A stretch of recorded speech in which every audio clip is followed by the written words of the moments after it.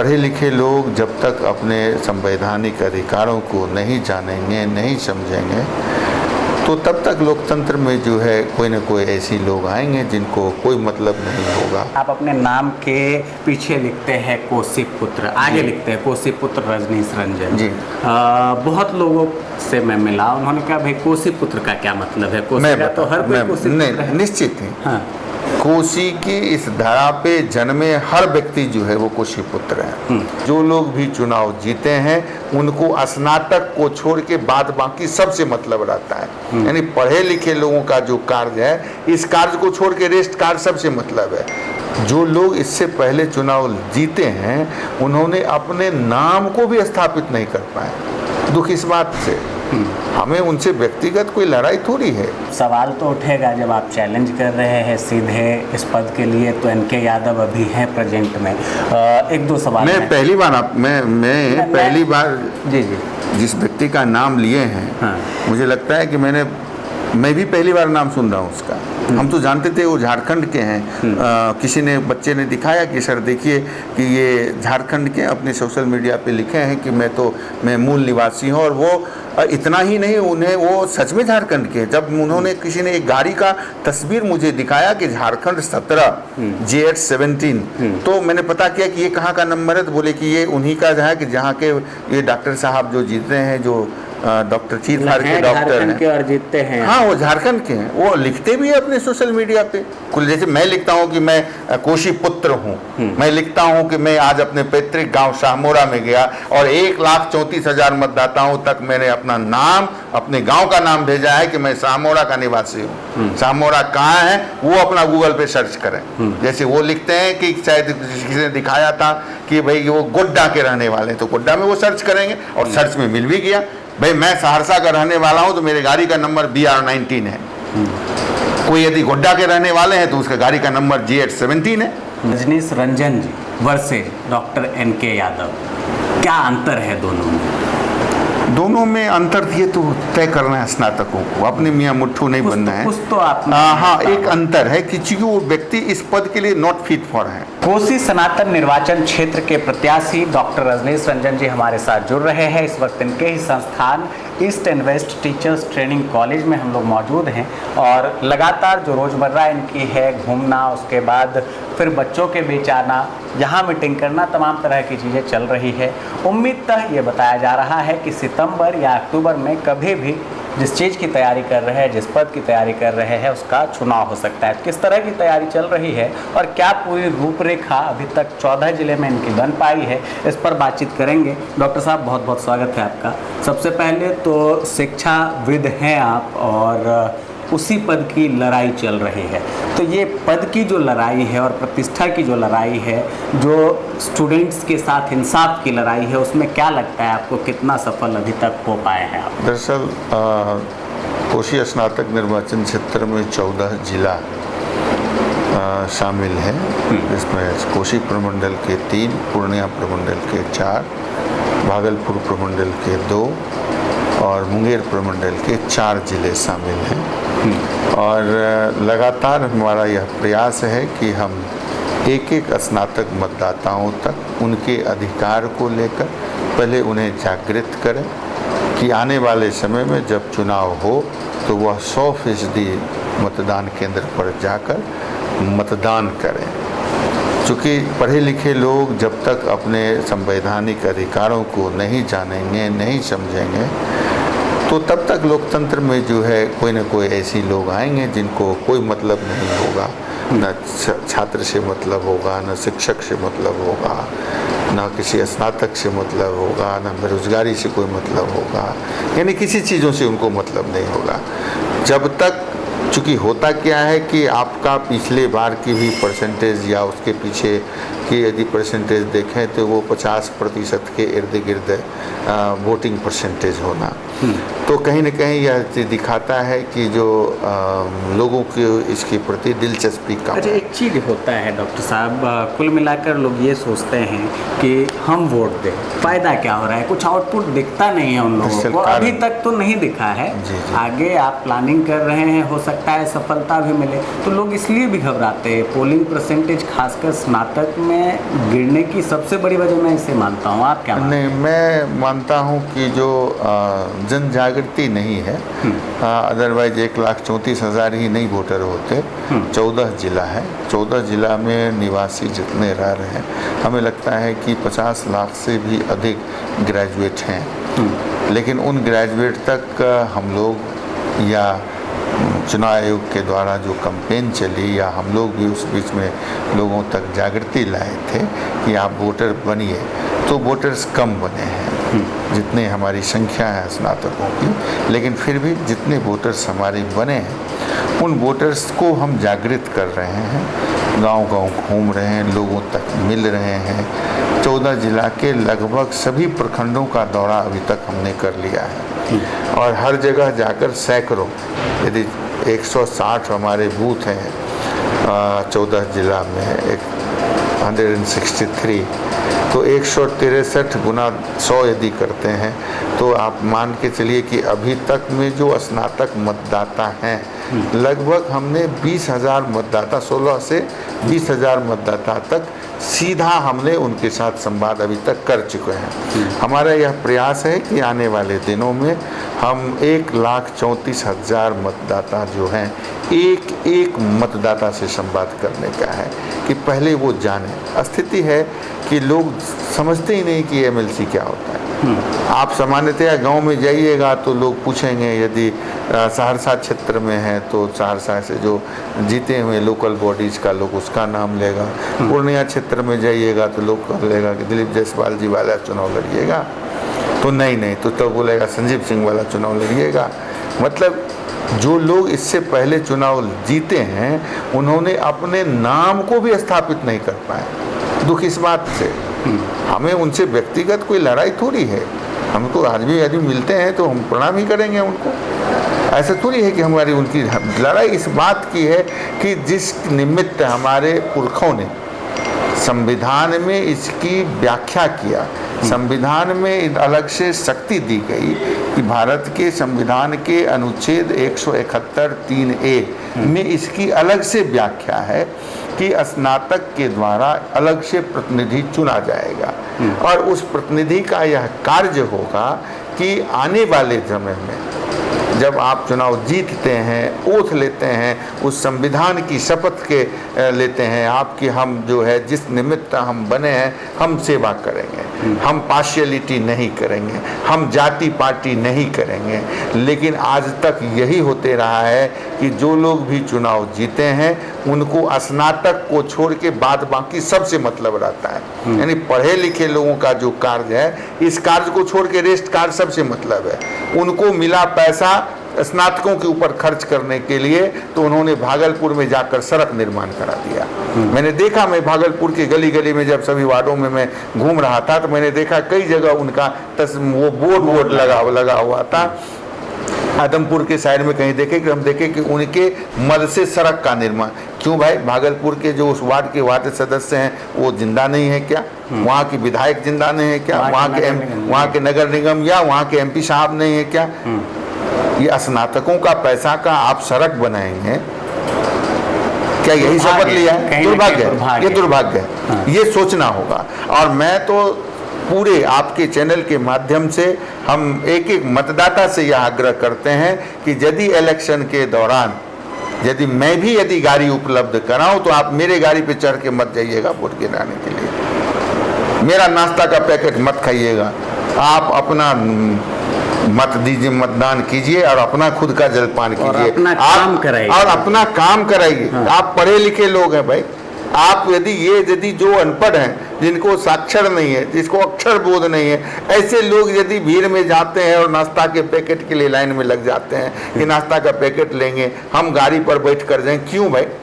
आपके पास इतनी शक्ति है कि आपने अपने वैसे भी भाई 10 एक ब्लॉक में यदि बूथ होता है तो 4 से 5 किलोमीटर, तो आप वैसे भी टहलते हुए बाइक से चले जाते हैं वहाँ। तो भाई किसी भी कैंडिडेट का द्वारा, चाहे मैं उपलब्ध कराऊं या सामने वाला कोई कैंडिडेट उपलब्ध कराता है, आप उसकी गाड़ी पे मत बैठिए, बहिष्कार कीजिए। हाँ, गाड़ी का बहिष्कार कीजिए। हाँ। आप अपने मन से चुनिए कि भाई यदि रजनीश रंजन जी आपको लगते हैं कि नहीं ये अच्छी तस्वीर है इनकी जो कोसी की तकदीर बदल सकता है, तो आप मुझे मत दीजिए। अरे रजनीश जी, अब थोड़ा एक दो आरोप प्रत्यारोप पर भी जी। चलते हैं। आप अपने नाम के पीछे लिखते हैं कोसी पुत्र, आगे लिखते हैं कोसी पुत्र रजनीश रंजन जी। बहुत लोगों से मैं मिला, उन्होंने कहा भाई कोसी पुत्र का क्या मतलब है? कोसी मैं का तो हर कोई कोसी पुत्र है। नहीं, निश्चित है। हाँ। कोसी की इस धरा पे जन्मे हर व्यक्ति जो है वो कोसी पुत्र है। और आज नहीं, 1952 ईस्वी में यह क्षेत्र बना कोसी स्नातक। हमारे पूर्वज जिनकी सोच रही होगी कि भाई कोसी स्नातक निर्वाचन क्षेत्र होगा, और उन्होंने इसका तय किया कि इसका सीमांकन ऐसे होगा। हिंदू धर्म में जब आप जाइएगा तो कहा जाता है कि जब कोई भी यात्रा आप धार्मिक यात्रा करते हैं तो एक यात्रा होती है सप्तकोशी यात्रा, और सप्त को जब 2 से गुना कर देते हैं तो चतुर्दश बनता है। मतलब हम सैल्यूट करते हैं अपने पूर्वजों का कि हमारे जो पूर्वज जिन्होंने यह क्षेत्र बनाया कोसी क्षेत्र, और यह कोसी क्षेत्र में 14 जिले शामिल किया, उनकी सोच के हम सैल्यूट करते हैं कि आदमी यदि इस राज्य को सफल बनाने के लिए, यहाँ के स्नातकों के भविष्य को सुरक्षित करने के लिए, उसके भविष्य को बेहतर बनाने के लिए एक यात्रा होती है जो सप्तकोशी होता है। उन्होंने उसको दूना करके चतुर्दश यात्रा निर्धारित किया, यानी 14 जिले शामिल किया गया। जब भी हम यात्रा में निकलते हैं तो हम कहते भी हैं कि अभी 7 जिला के अभी सप्तकोशी में, और जब उस तरफ जाते हैं मुंगेर प्रमंडल की तरफ बढ़ते हैं या भागलपुर प्रमंडल की तरफ बढ़ते हैं तो हम कहते हैं कि हम चतुर्दश कोशी यात्रा में। और यही कारण है कि 14 जिले शामिल होना, और 14 जिले में के मिट्टी से यदि आपको प्रेम है, यदि आप उसकी सच्ची सेवा करना है पर चाहते हैं तो आपको उस धरती का पुत्र बनना पड़ेगा। बगैर पुत्र बने हुए आप माँ की सेवा नहीं कर सकते हैं, और माँ की सेवा करने के लिए आपको पुत्र बनना पड़ता है। यही कारण है कि हम भी कोसी पुत्र बनकर कोसी स्नातक निर्वाचन क्षेत्र के 14 जिला के जो हमारे स्नातक मतदाता हैं उन्हें एक पुत्र की भांति, भले उम्र में मेरे बराबर हैं, लेकिन हम एक पुत्र की भांति हम उनकी सेवा करने के लिए आ रहे हैं। अच्छा, एक दूसरा आरोप आप पर ये है कि बहुत लोग पहले से तो कर रहे हैं भाई अपनी तैयारी, आप भी एक लंबे समय से इस पद के लिए तैयारी कर रहे हैं और बहुत लोगों तक पहुंच चुके हैं। एक जो बड़ी बात सामने आती है, बहुत लोग कहते हैं कि भाई रजनीश जी किसी पार्टी से तो जुड़े नहीं हैं, ना एनडीए का सिंबल ला रहे हैं, ना इंडिया गठबंधन से कोई सिंबल ला रहे हैं। अगर वो जीत भी जाएंगे कैसे सारा चीज़ कर पाएंगे? यहाँ दल वाले तो कर नहीं पा रहे, इंडिपेंडेंट कैसे कुछ? मैं वही बताता हूँ कि जो इसके चुनाव में जब आप जाइएगा ना, एक इन्वेलप लेइए उधर से जी, नहीं कोई बात, ये लोग बच्चे लोग दे देंगे। मैं ये कह रहा हूँ कि जब आप इसके चुनाव में जाइएगा तो ये आप अपने दर्शकों को दिखाइए, ये बैलेट का प्रारूप होता है जी, वो फोटो के माध्यम से। बैलेट में रजनीश रंजन लिखा है, बगल में फोटो है, और इसके बगल में एक लकीर खींचना है। आपको ये जगह खाली मिलेगा, इसमें ऐसे एक लकीर, अपना कलम यूज नहीं करना है। वहाँ चुनाव आयोग के द्वारा जो कलम वहाँ उपलब्ध कराया जाएगा उस कलम से आपको ऐसे एक लकीर खींचना है, ठीक है। तो जब यहाँ पर कोई छाप नहीं है, और जब यह चुनाव किसी दल से नहीं होता है, यह चुनाव दिल से होता है, तो हम कहाँ ही किसी के दल में जाएं, और ना किसी के दल के पक्ष में हैं हम, ना ही किसी के विपक्ष में हैं। मैं ना तो किसी के पक्ष में हूँ ना ही विपक्ष में हूँ। और यदि आप कहिएगा कि हम एकदम दले में रहना है और दल में ही रहकर आप सेवा कर सकते हैं, तो कोसी स्नातक निर्वाचन क्षेत्र का या पटना निर्वाचन क्षेत्र हो या गया निर्वाचन क्षेत्र हो, ये जो 6 निर्वाचन स्नातक के हैं उसका इतिहास उठाकर देख लीजिए कि इसमें जितने लोगों ने आज तक रिप्रेजेंट, देवेश चंद्र ठाकुर जब लड़ते थे चुनाव तो वो भी अपने आप को पार्टी से इस्तीफा देकर कहते थे कि चुनाव सर्वदलीय लड़ा जाता है, निर्दलीय नहीं, सर्वदलीय चुनाव लड़ा जाता है, सभी के आकांक्षाओं के अनुरूप कार्य करना है। दल तो बहुत छोटी एक दीवार है, दिल बहुत गहरा है। એટલે दिल में जगह तो बनाना दल है। के दलदल से ऊपर निकलकर रजनीश जी चाह रहे हैं कि कोसी स्नातक हाँ, एमएलसी जो क्योंकि क्षेत्र इससे है, ना जी, तो सम्राट माननीय मुख्यमंत्री सम्राट चौधरी जी अभी हैं, विपक्ष के नेता तेजस्वी प्रसाद जी है, दोनों आदरणीय है, दोनों सम्माननीय है मेरे लिए। मेरे जीतने से या मेरे हारने से उनके सेहत पर कोई प्रभाव नहीं पड़ेगा, उनके आंकड़ों पर कोई प्रभाव नहीं पड़ेगा। प्रभाव यदि पड़ेगा मेरे हारने से तो कोसी स्नातक के स्नातक युवाओं पर पड़ेगा।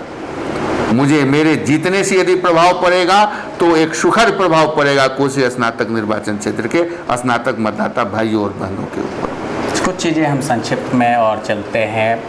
कोई ना कोई थीम होता है हर किसी का, कोई भी तैयारी आप कर रहे हैं, इस चुनाव की ही तैयारी हो रही हो, कुछ प्राथमिक एजेंडा है? हाँ, मेरा प्राथमिक एजेंडा है, उसके लिए मैं आपको बुलाऊंगा। हाँ। बहुत जल्द मुझे लगता है कि अररिया से इसकी यात्रा मेरी प्रारंभ होगी, वहीं से हम अपनी निश्चय पत्र उस दिन जारी करेंगे कि हम किस निश्चय को लेकर आए हैं। वह निश्चय आने वाले समय में हम आपको बताएंगे कि हमारा पहला प्राथमिकता क्या होगा। अब सवाल तो उठेगा, जब आप चैलेंज कर रहे हैं सीधे इस पद के लिए, तो एनके यादव अभी हैं प्रेजेंट में। एक दो सवाल मैं पहली बार मैं पहली बार जी जी जिस व्यक्ति का नाम लिए हैं, हाँ।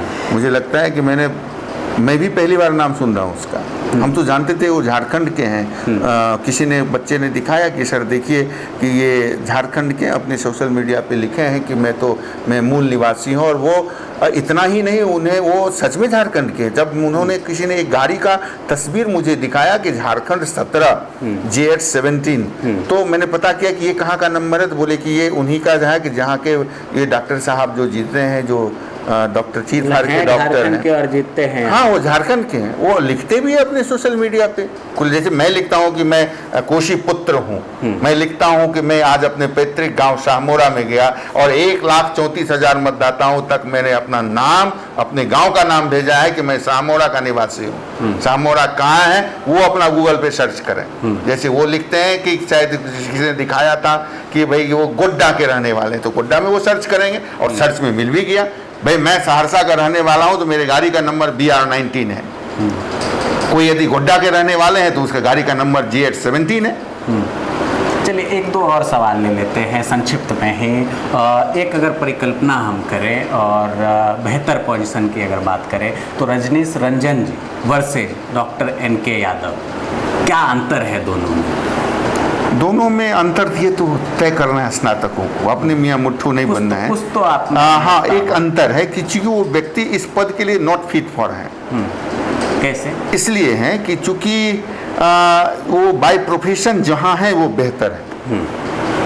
चूंकि हो सकते हैं वो एक अच्छे डॉक्टर हों, और जैसा उनके द्वारा कहा भी जाता है या उनके समर्थकों के द्वारा उन्हीं को कहा गया मेरे ही इलाके में कि भैया वो दिन भर में 3 लाख रुपए कमाते हैं पेट चीर के, तो महीने में वो कमाएंगे लगभग 90 लाख रुपए। और यदि यह सदन जाते हैं तो इनको दरमाहा मिलेगा 1 लाख रुपया, तो 90 लाख बनाम 1 लाख।